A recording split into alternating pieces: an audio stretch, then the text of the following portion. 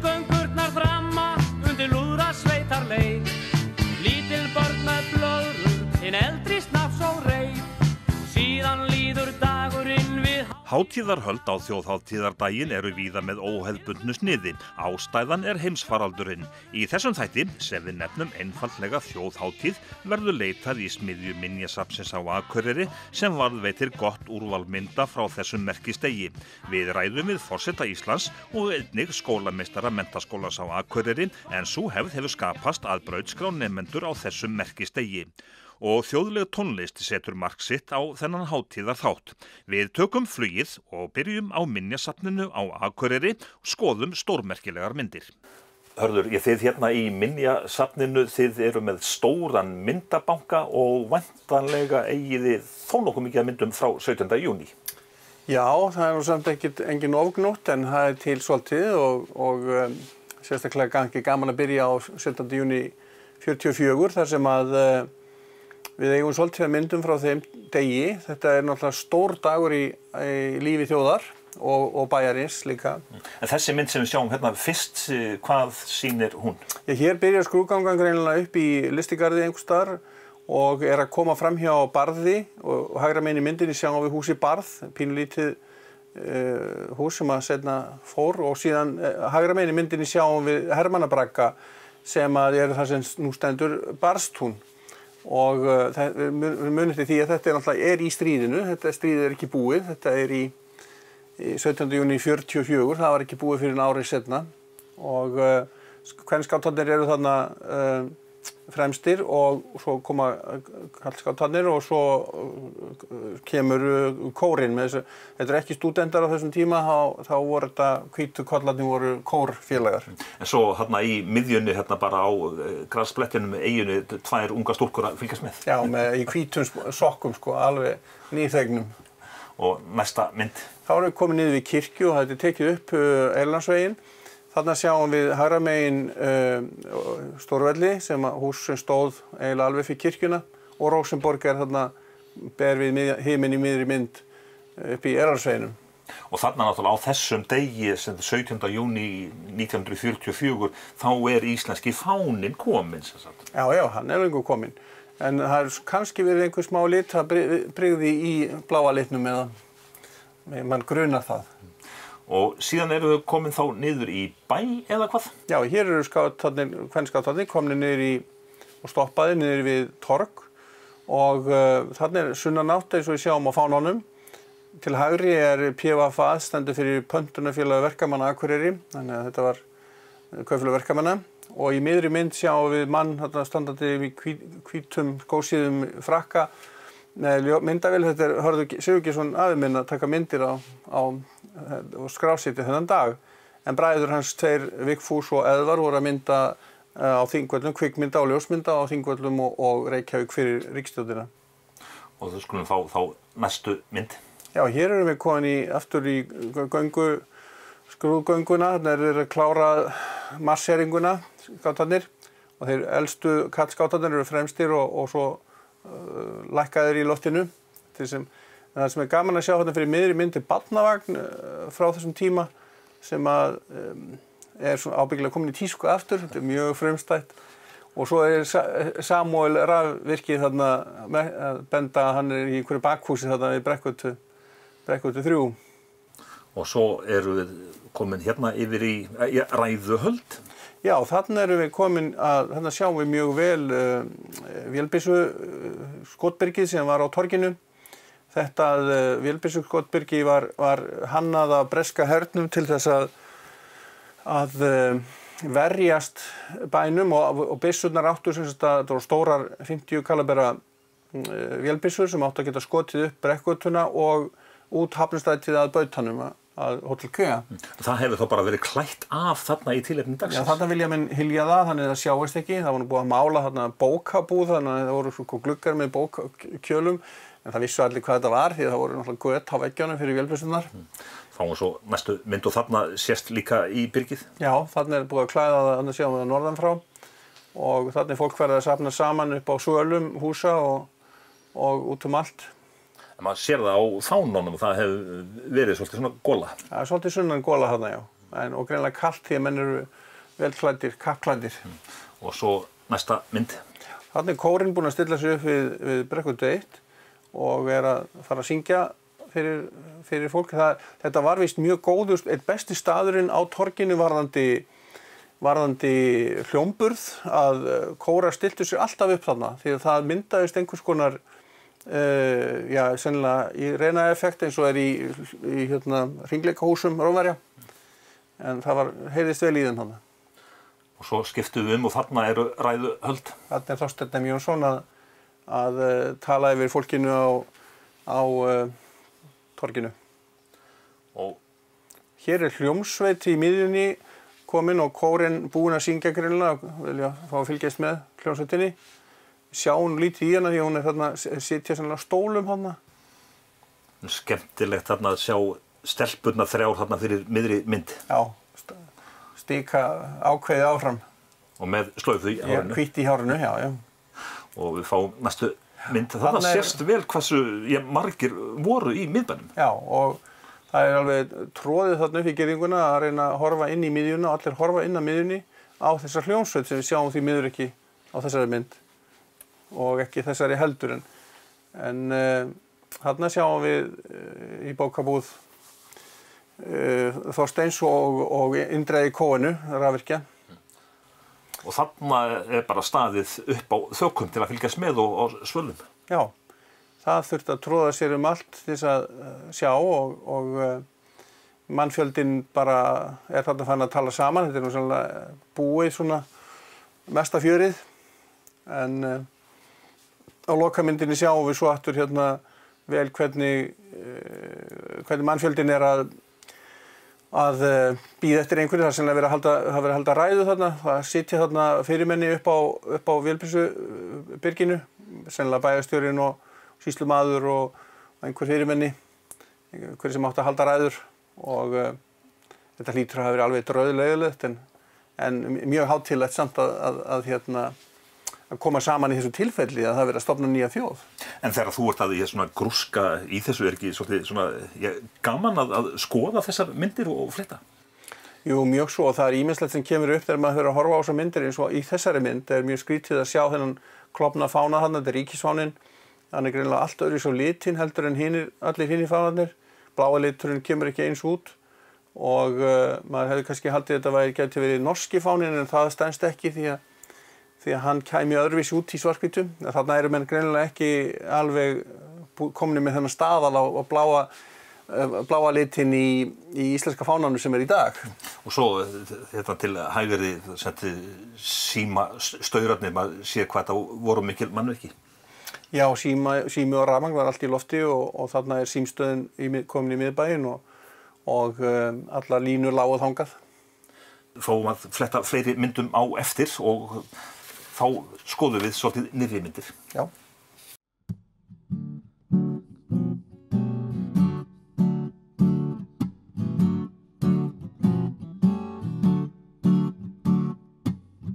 Ég sneri sólarhringnum við, ég kúpla út í leita frið, ég fer af stað nema hvað, að finna logn í hvirfilbyl. Já, rútínan hún tæmdi mig,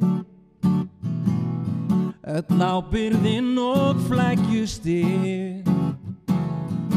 Fer að það húsa liggur á og loks siglt á hennu mig. Já, sólin komin og hún hleður mig, vindurinn blæs andlitið,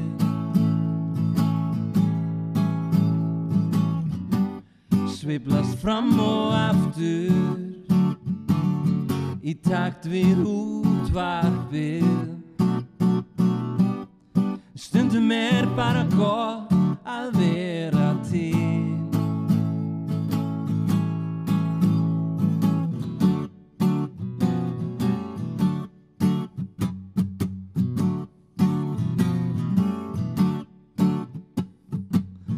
Endurræsi þessa vél, bóna vængi, gogg og stél. Ég slappa af, nema hvað, finn í mér ást og líður vel. Já, sólin komin og hún hleður mig. Vindurinn blæs andlitið.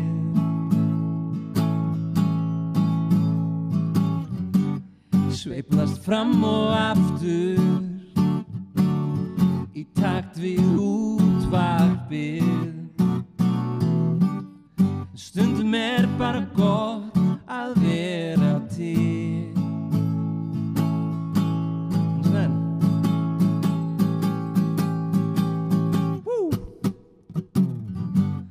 Já, sólin komin og hún hleður mig. Vindurinn blæs andlitið.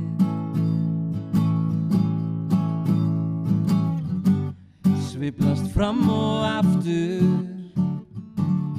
í takt við útvarpið.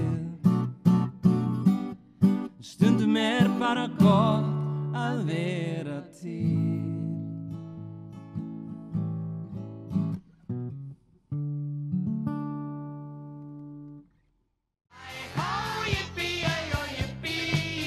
Jón Már, skólameistari Menntaskólans á Akureyri. Þjóðhátíðardagurinn 17. júní, já, hann rauðmerktur hjá ykkur.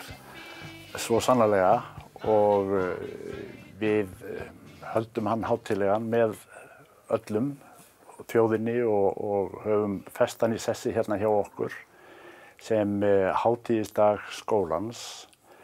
Við höldum hátíðlegan 1. des, fullveldisdaginn okkar, og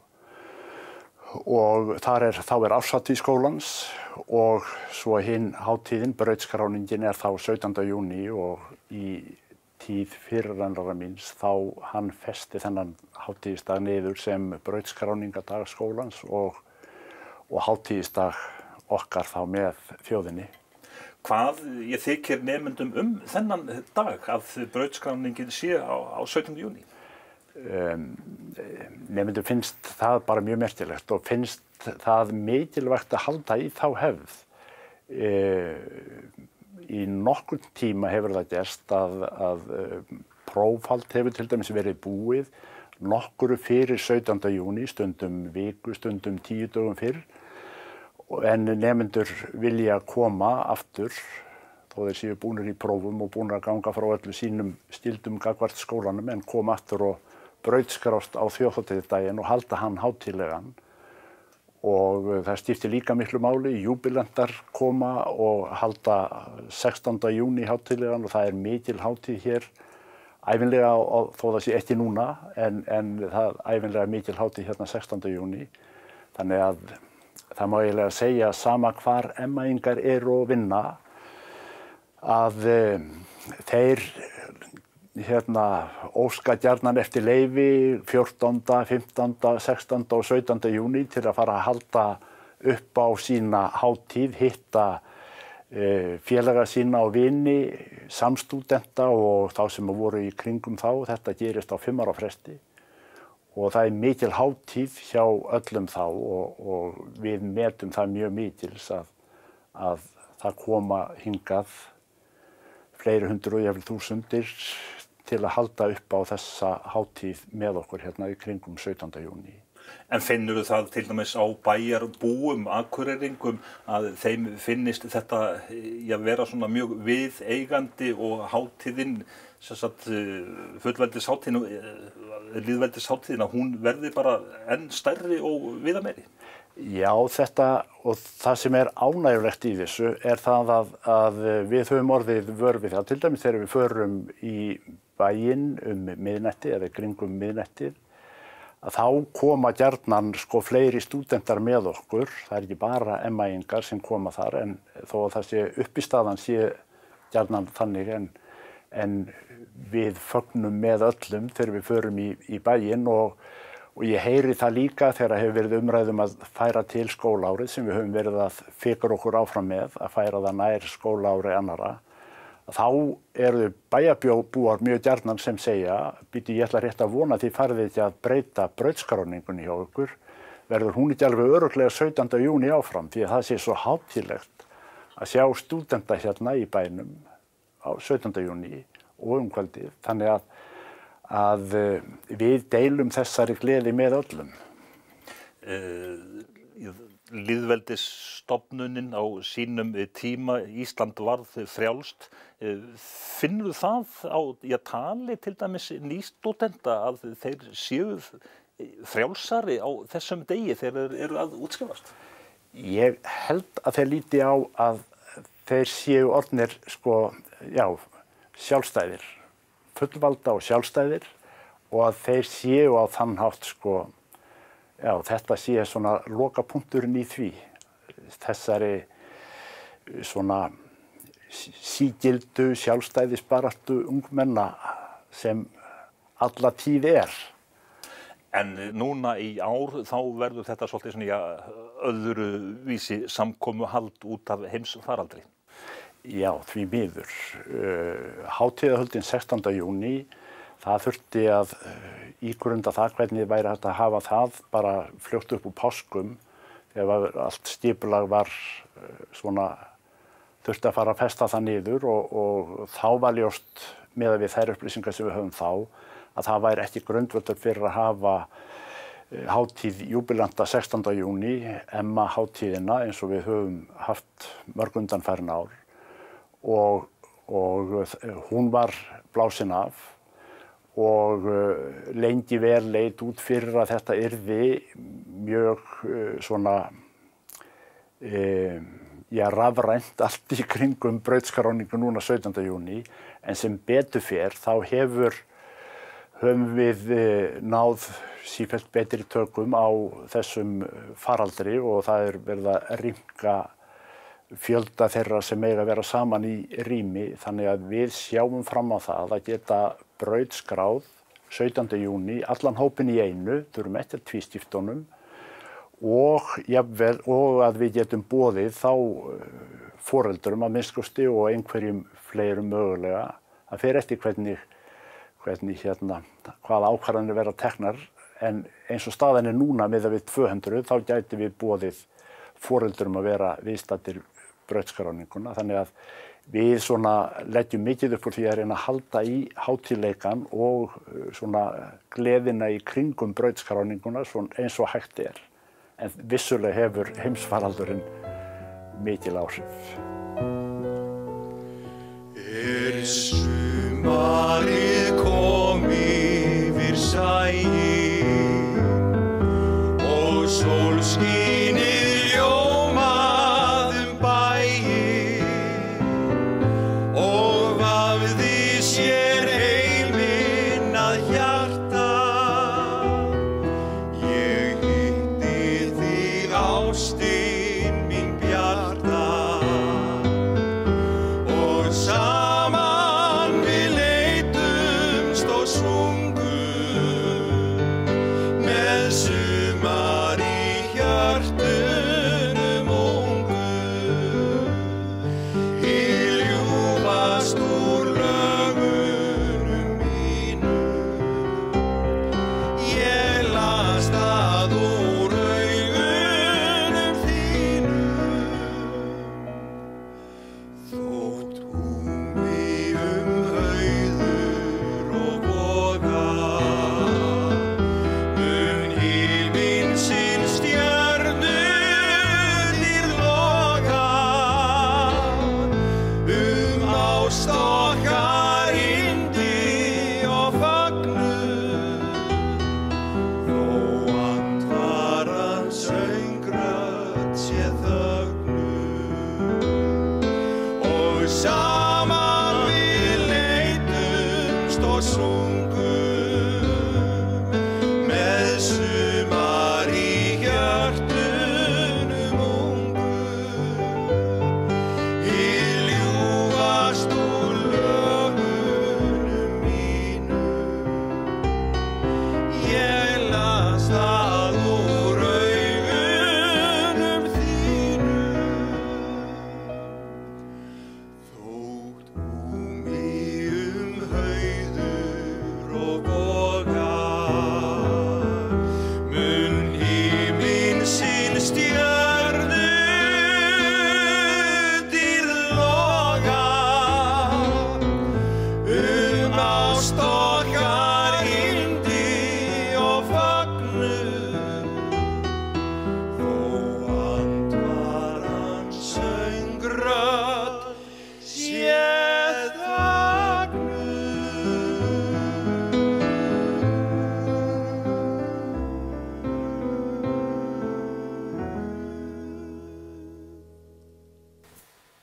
Hörður Geirsson hjá Minjasafninu á Akureyri. Við vorum áðan að ég fletta myndum frá 1944 en núna erum við komin svolítið svona nær nútímanum og þarna eru konar litmyndir.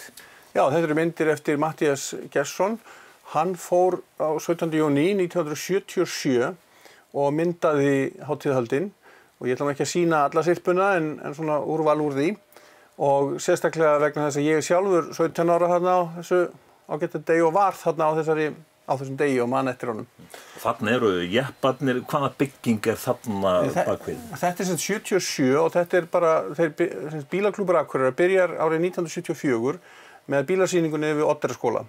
Og að þessi fyrsta mynd sem við sjáum hér, þar sjáum við fyrir miðri mynd að það verið að byggja við Oddeyrarskólann. Þannig verið að byggja 1 eða 2 kennslustofur til austurs sem við sjáum að þarna eru nýbyggðar. En bílasýningin, þeir sem áttu bíla á þessari sýningu voru nú kannski búin að vera mörg ára að gera þessa bíla upp og nóttina fyrir var búið að eyða, það var ekkert sofið þarna, allir þessir eigendur bílana, þeir voru meira og minna búin að vaka alla nóttina til þess að bóna. Og þarna komið næsta mynd og þarna sjáum við fleiri bílar svona sportlegri? Já, þarna sjáum við nýri bílana og alveg frá svona, þetta eru 8-síldra bílar og kappaksturnsbílar og Corvette og fleira, Mustang og svona. En það sem er svo gaman við þessar myndir, þessum tekinu upp á móti sólu en er skemmtileg vegna þess að það er svo gott veður. Hann í morguninni var alveg blíðskapaveður og manni fannst, getur mér að vera að ég standi þarna við bílana að skoða það. En menn náttúrulega þrifu ekki bara bílana utan, heldur var líka vélarhúsið, þarna þarf að taka húddið af þessum bíl til þess að sýna hvað nýjar kertaleiðslur og allt mánað og bónað ofin í vélarhúsinu. Já. Og þetta hefur orðið síðan, óslítið síðan að bílaklúbburinn hefur verið að sýna sína bíla á 17. júní. Og svo næsta mynd. Og hér eru síðan gömlu bílarnir og þarna alveg frá Dixie Flyer og upp í nýrri bíla. En þessi sýning, hún fellur ekki niður núna 17. júní, þeir ætla að halda hana upp á úti aftur, upp á bílaklúbbssvæði núna á 17. júní og það verður gaman að sjá það aftur út til bílana, ekki bara inn í bóganum. En svo náttúrulega var aldrei svona gott veður á 17. júní lengi. Þarna sjáum við í morgunin ennþá Scania og björgunarsveitar beltabílinn og maður sér að beltin á honum eru vel ryðguð því að þeir eru svo lítið notaðir þessi. Það var ekki oft sem maður keyrður þessi björgunarleiðangurum. Þannig nú farið að þykna aðeins upp upp á íþróttavöll. Já, þannig eru á íþróttavellinum og við sjáum hérna til vinstri í myndinni er kona með regnhlíf til þess að verjast þessar nöpru hafgólu sem komin og manni fannst alltaf einhvern veginn hálfpartinn verða að skýta viður og aumingja lúðrasveitin sem sést þarna norpandi snúandi bakkinn í norðanáttina og lúðrarnir allir ísjökulkaldir í hafgólunni.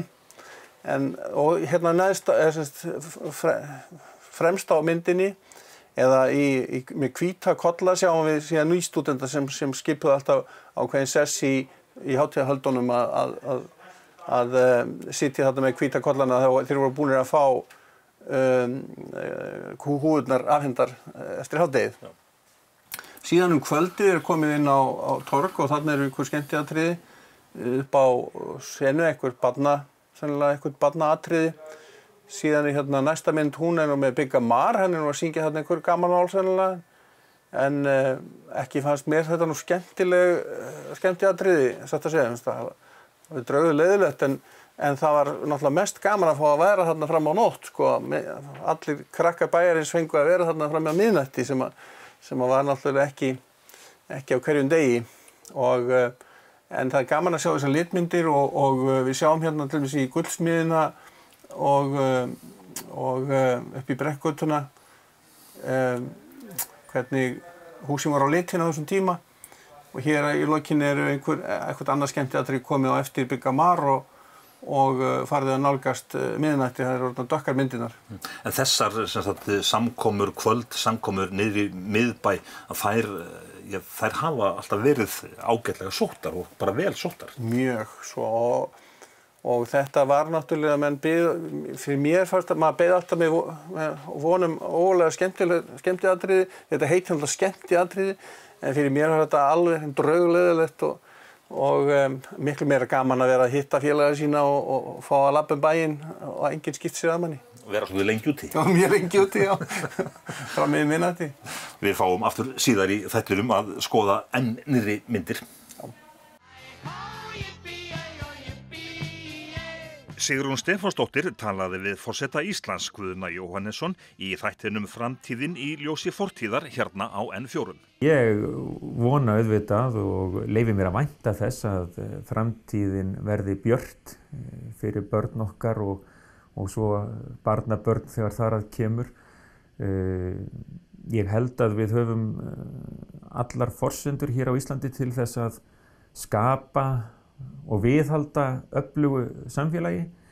Við þurfum að tryggja að allir geti sýnt hvað í þeim býr og ég horfi svo mikið til þess þegar maður lítur til þess að alast upp. Börn og ungmenni hérna, við erum ofta að tala það er fíkniefnavandi, það er geðvernd, það er aukið þunglindi meðal ungmenna.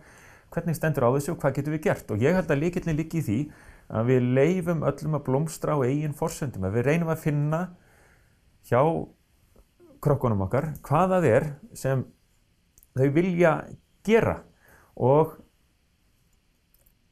að við hjálpum þeim að láta þá drauma rætast. Því allir, tel ég, og ég á því bjargfasta trú, allir vilja láta gott af sér leiða innst inni og við þurfum að efla sjálfstraust og heilbrigða sjálfssýn og þá verða öll önnur viðfangsefni miklu auðveldari. Þá minnka líkurnar á erfiðleikum, þá minnka líkurnar á þunglindi, minnka líkurnar á fíkniefnavanda og þar fram eftir götunum og einstaklingur sem nær að sýna hvað í honum og henni býr er leið að efla samfélagið allt.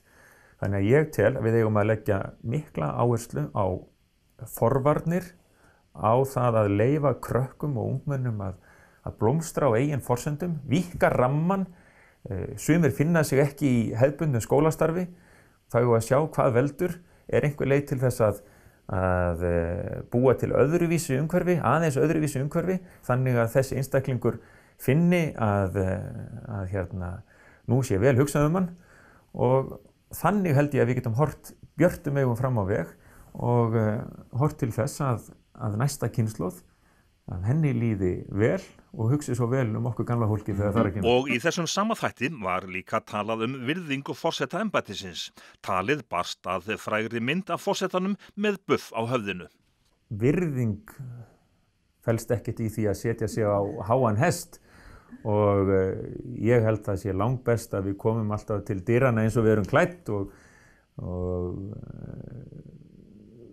ég held að fólki bæri að hafa áhyggjur og velta vöngum ef til dæmis ég sett upp þetta ágæta höfuðfat við setningu Alþingis eða þegar ég flytti Nýársávvarpið en mér finnst enginn geta tekið þátt í þessari umræðu nema að hafa verið í nístingskulda við Skansin út af Bessastaðanesi eins og ég var þegar minn ágæti vinur Sigurður Bogi smeltaði með ljósmynd og ég með þetta ágæta buff Alzheimer samtakanna og hvet fólk til að styðja þau samtök með því að kaupa buff og finnst mjög skemmtilegt hvernig sá litli viðburður hefur þróast og vaxið.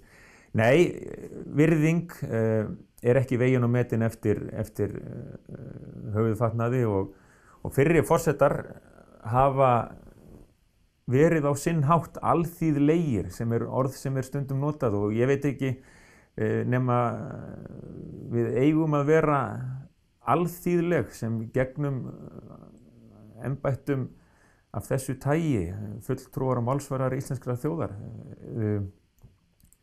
Ásgeir Ásgeirsson, hann fór í sund hvern einasta dag í gömlu laugunum og var þar bara á Adamsklæðum í klefanum eins og hver annar en það var einn munur, fólk fekk einn snaga í gömlu laugunum en Ásgeir fekk 2 því hann var forseti og ég finn hvarvetna að fólk vill sýna mér og embættinu tilhlýðilega virðingu en ekki einhverja hallærislega lotningu. Ekki bið ég það og ég held að fólki í landinu bið ekki heldur það.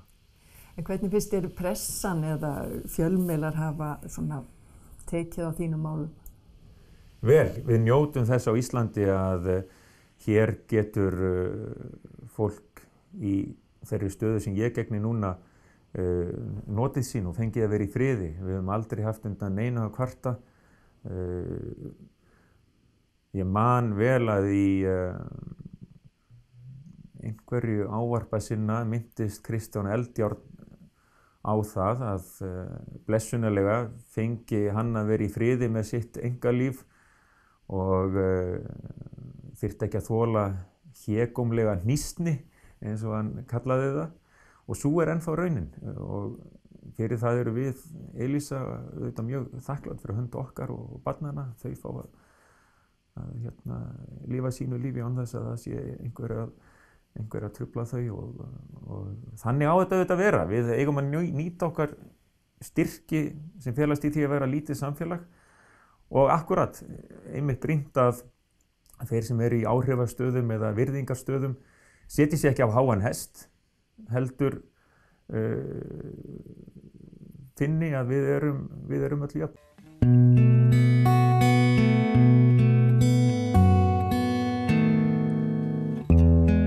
Yfir í fjörðum allt hljótt, eyddur hver bær, hver þekja fallin, kroppar þar gras í grænni tótt, gimbillum ljósa sumarnótt, ókleifum fjöllum yfir skið, ein þar huldufólksbyggð.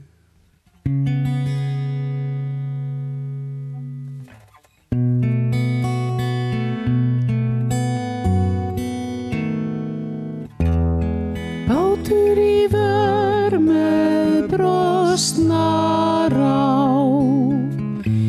bíður þar sinna endaloka, lagði hann forðum landi frá, leiðina til þín fjörðin blá, aldrei mun honum ástin mín áleiðis róið til þín.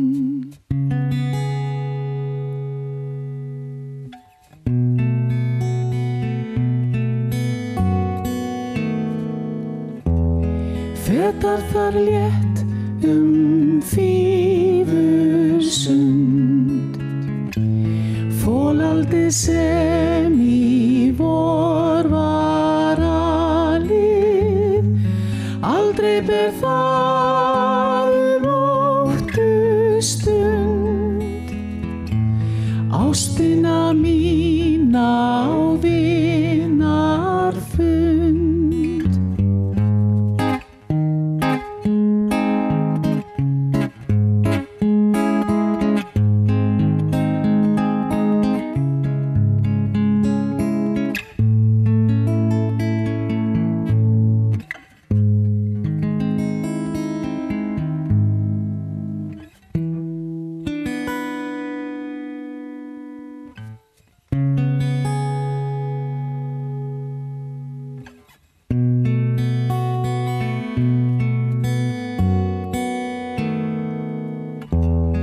Grær yfir leiði, grærum stein, gröfin týnd og kirkjan brotin, grasrótin mjúka græn og hrein, grær yfir huldu fólksins bein, grær yfir allt sem áður var. ástin mín hvílir nú þar.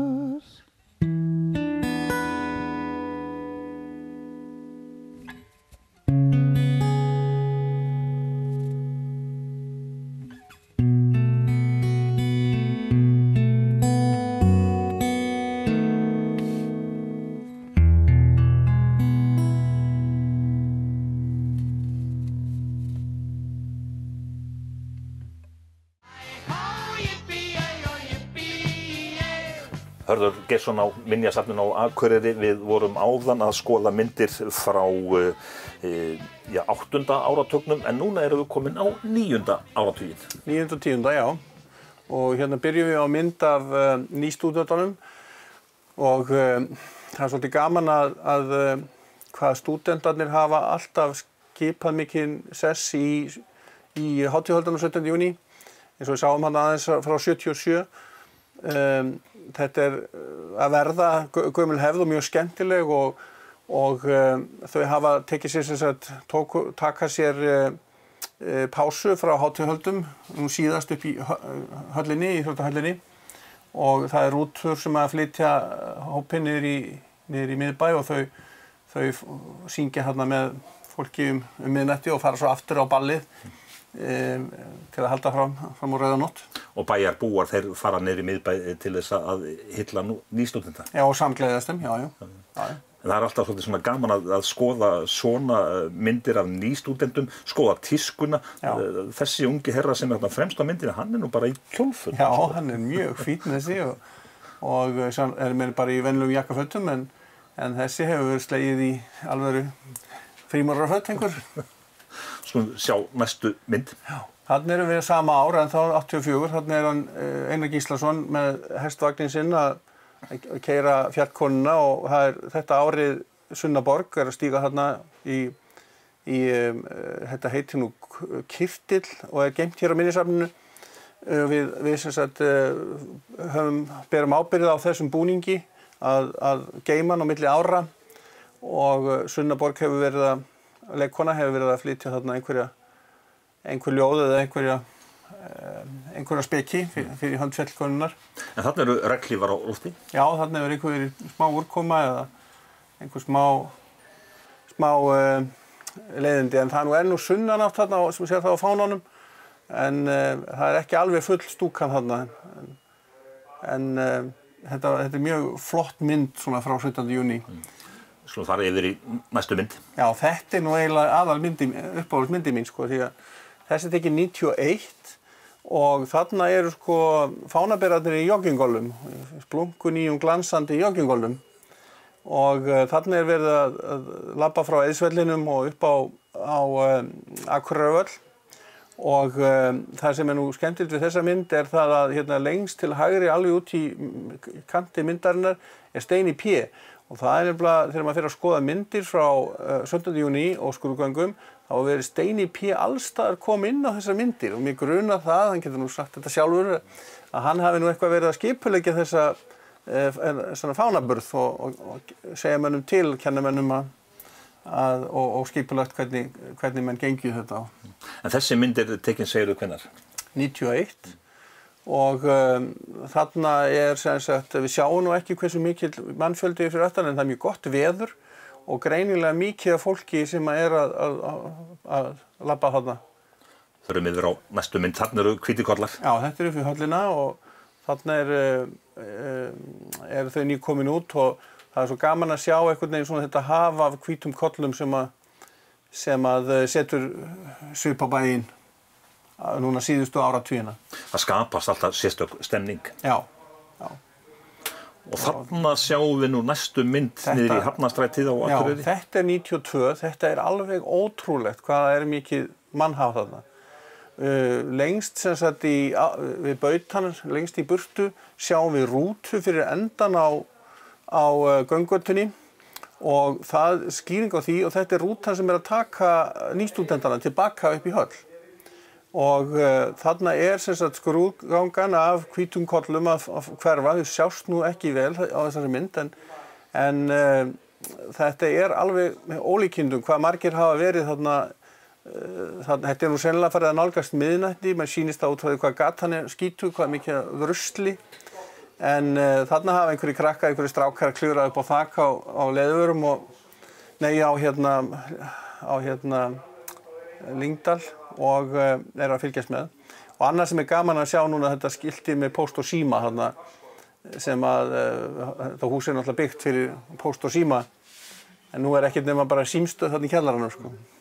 Og þarna fengur þess að guttarnir þeir bara klifruðu þarna upp á? Já, það var hægt að komast þarna upp á þakið þarna á bakvið og þetta var nú ekkert rosalega hættulegt en ekki vel séð samt.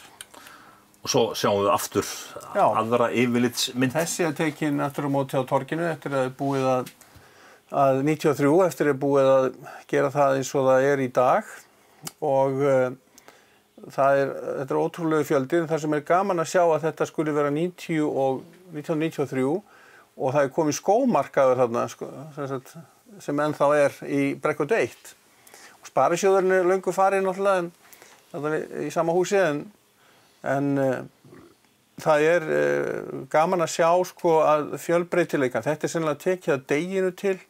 Það skemmtiatriði þarna miðjan dag einhvern því að það er mikið af börnum. Þetta ekki kvöldið þegar menn eru farin að fá sér aðeins.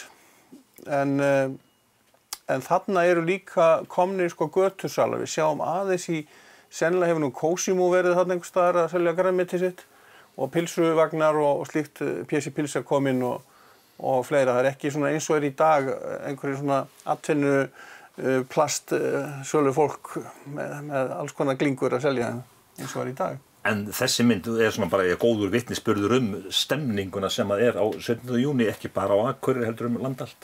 Já, og líka bara klæðnaðinn og tískuna hjá krökkunum og sumt breytist og annað ekki. Jón Már, skólameistari Menntaskólans á Akureyri, lýðveldisstofnunin 17. júní 1944. Almennt, hversu mikilvægt það að búa og starfa í lýðræðisríki? Ég held að við sjáum það bara mjög glöggt sérstaklega í þessum heimshræringum sem eiga sér stað núna, hversu mikilvægt lýðræðið Við sjáum það að í mörgum ríkjum eru tilburðir til að leysa úr einhverjum vanda á þann hátt að það eigi að færa vald til einhvers eins og það sé ekki tími til að leita lýðræðislegra úrræða þegar vandi steðjar að. Og þá þurfi alltaf að vera einhver einn herforingi bara sem að getur gefið öllum skipun og það eigi bara að hlýða því í blindni. Þannig að þessar tilhneigingar koma sumstaðar upp, blessunarlega ekki hér. Þannig að við sjáum bara mikilvægi þess að það sé virkt lýðræði og að við þorum að takast á við það og þorum að tala það. Þorum að tala það sem að betur má fara og halda vel utan það sem að vel að gerast. Þannig að það skiptir bara öllu máli, finnst mér.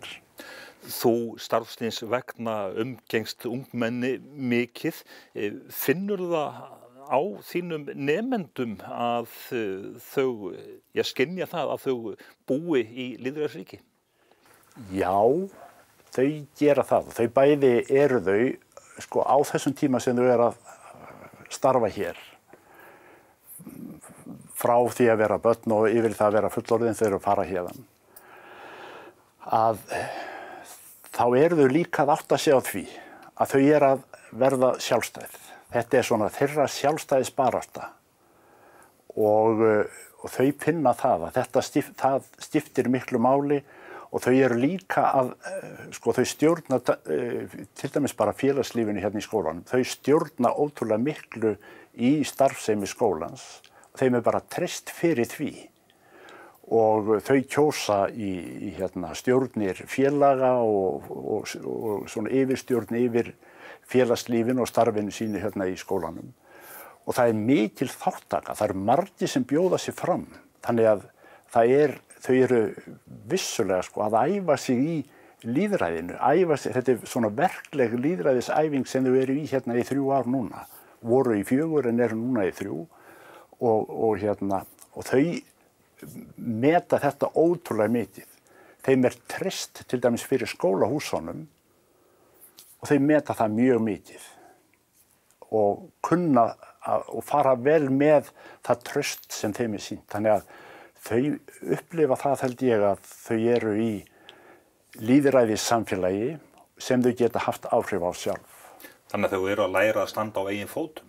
Já, og þau byrja, þessi endalösi sko, sem alltaf ekki bara bundið, núna heldur alltaf að ungmenni að þroskast frá foreldrum sínum. Það kannski það sem hefur breyst sko, frá fyrri tíð og til nútíma að foreldrarnir halda lengur í ungmennin sem börn, vilja hafa, enda það löggjafinn líka búin að ýta undir það til 18 ára aldurs. Það hefði ekki hvarflað að manni 16 ára gömlum að fara að vera með einhverja greinargerð heima hjá sér bara svona og að foreldrar manns væri eitthvað að fylgjast með því umfram það sem að maður sagði bara sjálfur hvað var að gerast í lífinu þannig. Maður hafði vísu mjög mikinn og sterkan stuðning heima en maður leitaði til en maður hugsaði sem svo að maður væri orðinn sjálfstæður og fullorðinn 16 ára gamall, þá nú það 18 ára. Þannig að þau eru að þroskast á þennan hátt og verða sjálfstæðari. En landið sjálfstætt. Hversu sjálfstæðir eru krakkarnir? Hversu sjálfstæð æskan? Við sjáum það bara þegar svona áherði. Við sjáum bara eins og í loftslagsmálum. Þá stendur ungdómurinn upp og segir halló, munið ekki eftir okkur. Það við sem komum eftir ykkur. Þið getið ekki suppað allt út hérna. Við eigum eftir að koma hérna. Og við sjáum þetta sko í mörgu. Þau eru meðvituð það að sjálfstæðið mikilvægt og þau vilja hafa áhrif. Og þau eru eins og komaði áðan í sambandi við lýðræðið og vera í lýðræðið samfélagi. Að þau eru alveg upp í það. Þau með því að taka þátt þá geta þau haft áhrif. Svo það spurning svo hversu, ég held að það sé liðin til líka að við segjum að þetta nú bara börn, það ekki að því þau eru orðin fullorðin. Þau vilja verða fullorðin og þau vilja bera ábyrgð. En það eins og segið, það þessi tókstur þetta milli þá foreldra, hversu lengi þau vilja halda í börnin sín sem börn og svo foreldrana og svo barnana bara hvenær þau vilja láta sleppa. Stundum þetta fínt að vera fullorðin þegar maður þarf á því að halda en gott að geta farið svo heim og látið stjana í kringum sig þar. Hvaða ráðleggingar gefur þú til dæmis nýstúdentum sem eru þá að fara út í lífið? Það sem fyrr þetta að gæta bæði að hugviti sínu og siðviti. Slíta það ekki í sundur og jafnframt líka hitt að þau sýni sjálfum sér og umhverfi sínu virðingu og þau séu umburðarlynd, víðsýn og þetta höfum við svona verið að reyna að temja með þeim og með þau hafa verið hérna og þau eru náttúrulega með þetta með sér að heimanna líka. Þannig að þau bara gleymi þessu aldrei að þetta skiptir öllu máli. Hamingjan kemur til þeirra sko þegar þau eru að fást við þetta. Að það ekki, þegar þau fara út í lífið þá eiga þau að fylgja draumum sínum og því sem þau hafa áhuga á að gera, ekki velja eitthvað sem þau halda sé praktískt hagkvæmt að gera. Það held ég sé ekki fólgin í því mikil hamingja en það sem þau hafa ástríðu fyrir að gera, þau eru að fylgja því og í því felst hamingja þeirra og gleði í námi í framhaldi eins og þau hafa verið að fást við hér.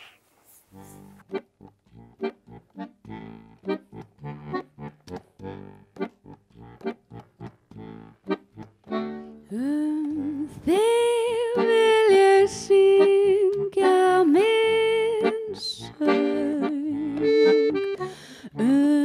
þig einan sig kvöldin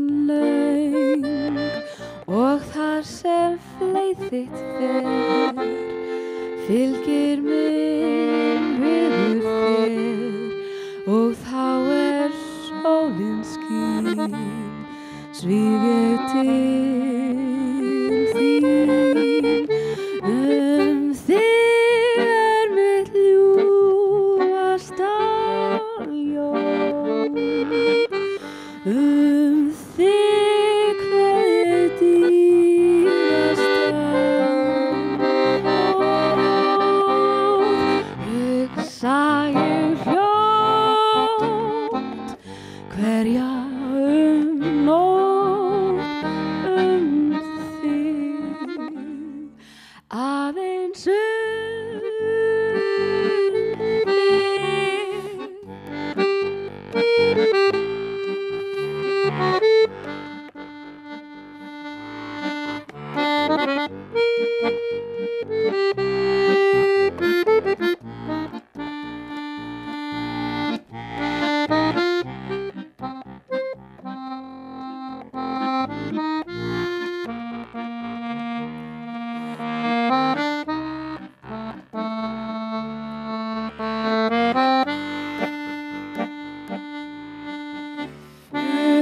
þig mitt ljúfasta ljóð